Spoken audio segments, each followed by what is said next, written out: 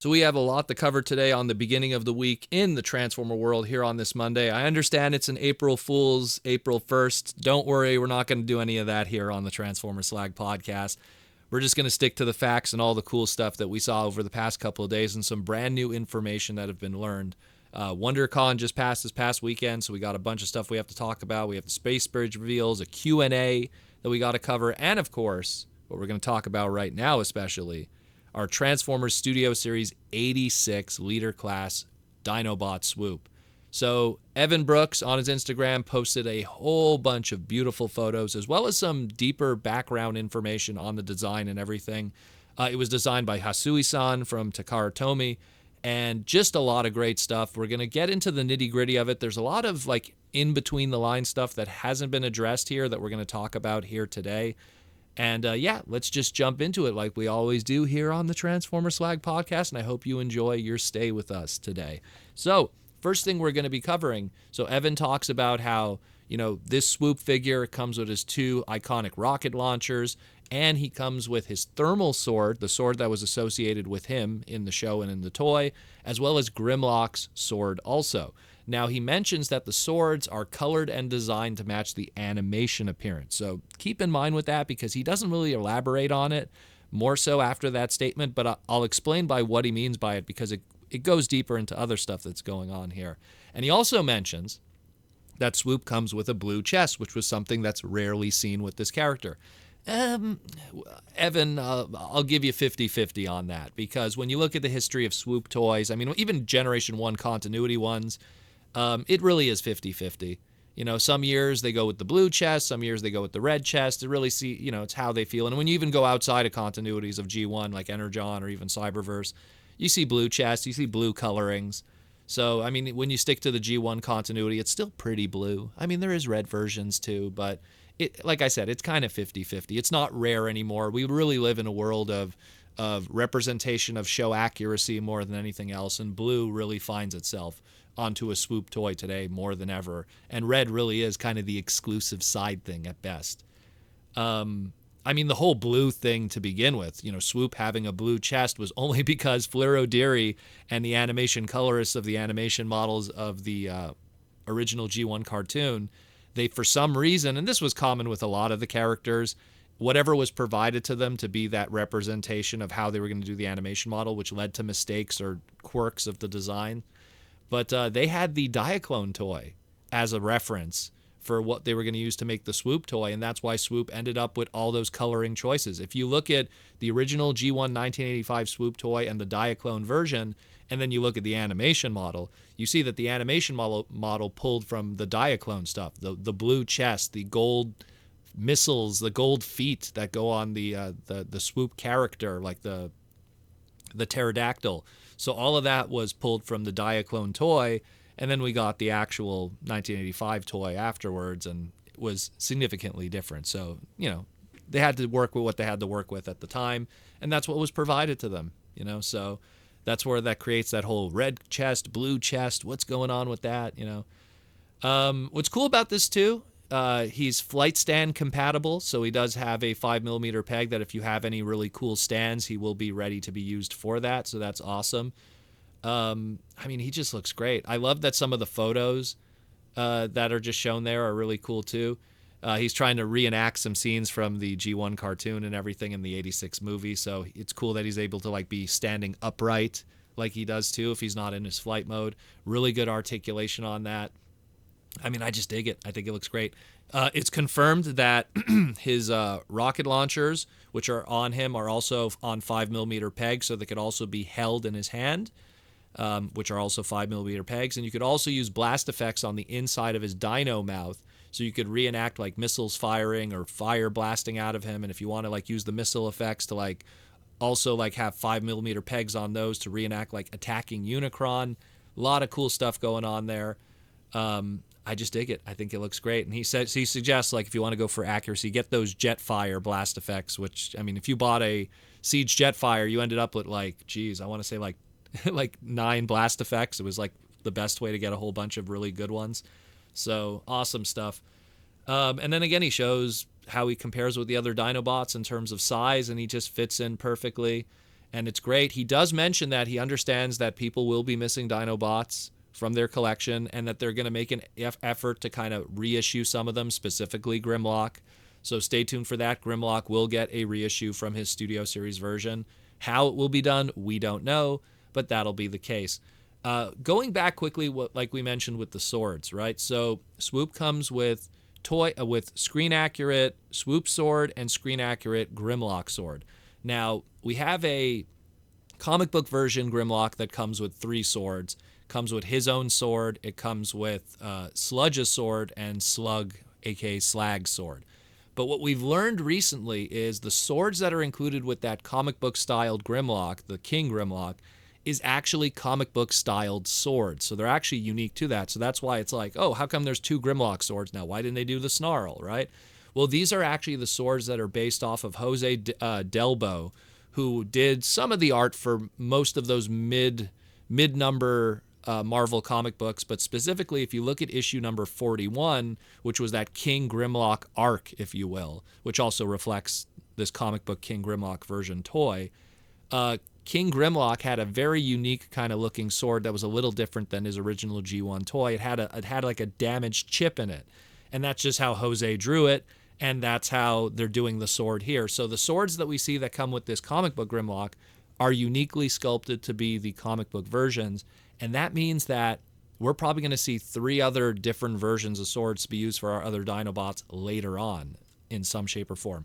All of these are clearly done on molds separate from the characters anyhow, meaning they could probably input these swords with any other releases of any other stuff in the future. So it's not just locked down to those characters. I mean, we can only get swords with this Grimlock mold. No, they're on their own sprue. They could do their own thing, and they could do weapons pack, accessory packs, who knows what. But at least at some point, Snarl will finally get his sword. He seems to be the one left out here, unfortunately. Much like the 86 movie in a lot of ways, just hiding in the corner. But we'll also probably get updates to the Sludge and Slag one that'll be more toy or screen accurate. So we'll see what happens with that. But keep that in mind, too. That's what we kind of learned from all of this. We also had a Q&A from Hasbro at WonderCon. There was a lot of questions that were asked. Some people were asking, what are the possibilities of like Skybound designs from the Skybound comics being turned into figures, like Skybound Optimus with a Megatron arm. I don't want to go too deeply into spoilers here because it's still a relatively new comic. And they answered by saying they would see it as something that would fall in the Generations line of stuff, like that whole Classics Generation verse of stuff that they're doing with Legacy and everything. But they could also see it as like an Energon Universe subline, if anything. So that's pretty interesting that if they would want to do that, they could do it kind of as a separate subline of Energon Universe stuff. So that's pretty cool that they're even considering it, and they do have those conversations because the comics are pretty good. You should be checking them out. They asked why there hasn't been a fan vote in a while. And they said they don't really know specifically why there hasn't been a true legitimate fan vote outside of just production time. Like we do have the Hall of Fame, and the Hall of Fame is a vote in itself. And that kind of also, like whoever wins that Hall of Fame kind of also gets toys made after the fact. But there hasn't been really something separate from the Hall of Fame that has been like, hey, here's a fan vote, and you fan vote a character and a character gets made. You know, we talked about it with Aaron Archer. It takes time. You know, you have to wait for the fans to do all that voting, and then when you figure out all that voting, then you start, you know, brainstorming, planning the character, production. You know, that's a whole other ordeal. So they said, you know, and they said it takes about 2 years for something like that to come together. Now, granted, during the Aaron Archer era, they put together Windblade in like what felt like 9 months, but you know, that's a different time, different place. It's, you know, there's different stuff going on. So we'll see what happens with that, but they feel like, you know, the Hall of Fame is a lot of a quicker and easier way to do it because it's a lot of pre-existing characters that if like a knockout wins, you don't have to like really sit down and figure out deeply, you know, how you're going to do a knockout figure. You know, you have all the beats of what a knockout should look like, or, you know, any other characters, an Optimal Optimus, a Jinrai, a Diatlas, where if you like make a brand new character from the ground up, it's a Decepticon, but it's female. But the primary colors are gold and red, but you know, which is how Windblade and Victorion were put together pretty much. It would take longer. So, you know, in the engineering and the planning. So it's something they'd like to do again, but right now the Hall of Fame seems to be the quicker and easier way to do it. And I get it. There's only so many slots that they have that they could fit in with the production time and the factory time and stuff, so it makes sense. The question came up, are HasLab characters really one-offs and off-limits forever? Could it be something that they could see like the Unicron or Starsaber getting made as different repaints as new retail figures down the line? And then they said, currently unsure.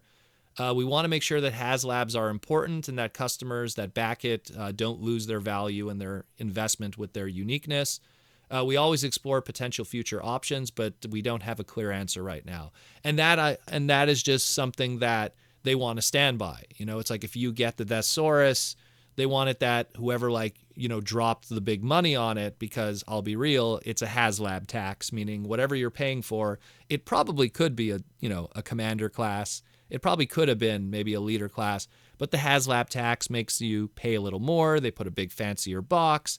There's a lot of extra stuff that's bells and whistles that then fluff out that number. And they don't want to then put something in retail that could remind people, hey, you could get this later in maybe a slightly different color and at an MSRP that's cheaper. Because that's something that, unfortunately, if they did do it in retail, it would almost expose the reality of manufacturing, because HasLab doesn't have to deal with Walmart, Target, or Amazon saying, hey, make it cheaper, make it easier, make it fit the shelves.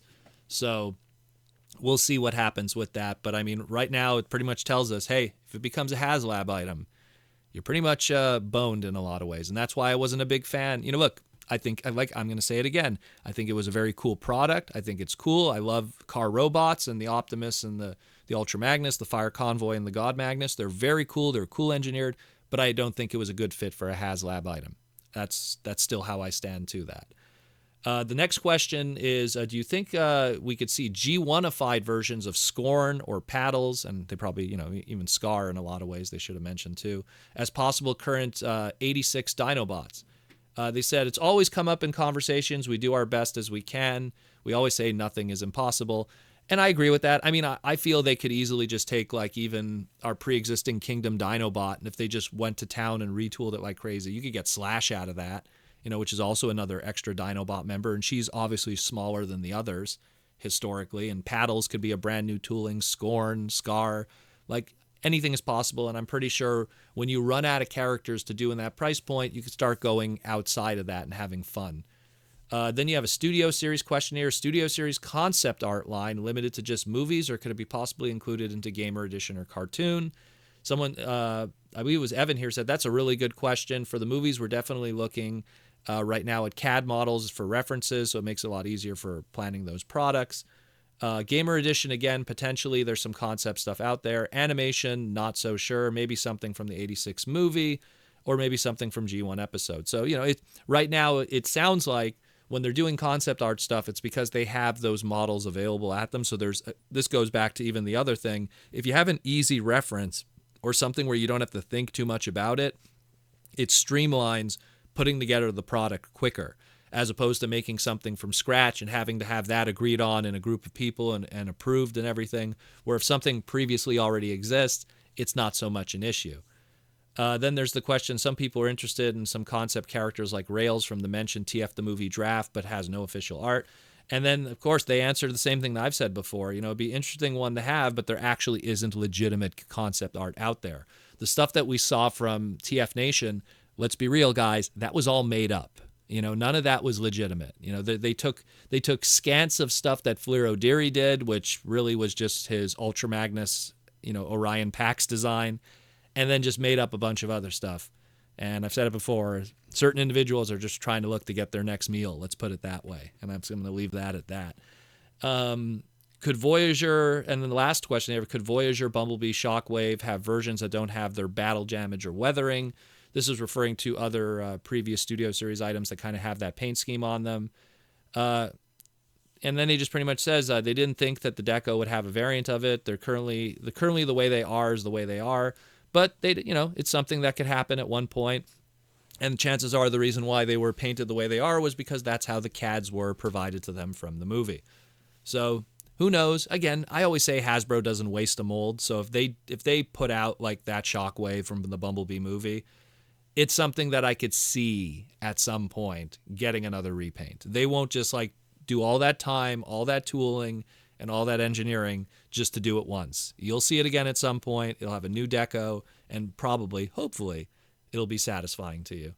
And then, of course, they mentioned that the Studio Series reveals that they did with, of course, the Swoop are going to be available for pre-order April 4th coming up, which is going to be a Thursday. So it seems like Transformer Thursdays are going to become more of a thing now for reveals and pre-orders as opposed to Transformer Tuesdays for the longest time. And the very last thing we had was the Space Bridge reveals. BMAC showed off what we could expect from our next fan stream, which we don't have a date yet for, but in the near future. And they showed some Space Bridge stuff of future Legacy stuff. And we have the Robots in Disguise RID Sideburn, aka Speedbreaker from Car Robots. Of course, that's going to be our, repaint, retool of our Shadow Striker that we've seen already. We have Car Cybertron Hotshot, or Cybertron Universe Hotshot as they call it. Again, confirmed to be a car. I have my misgivings about that. Not that I don't like the design. I love the design.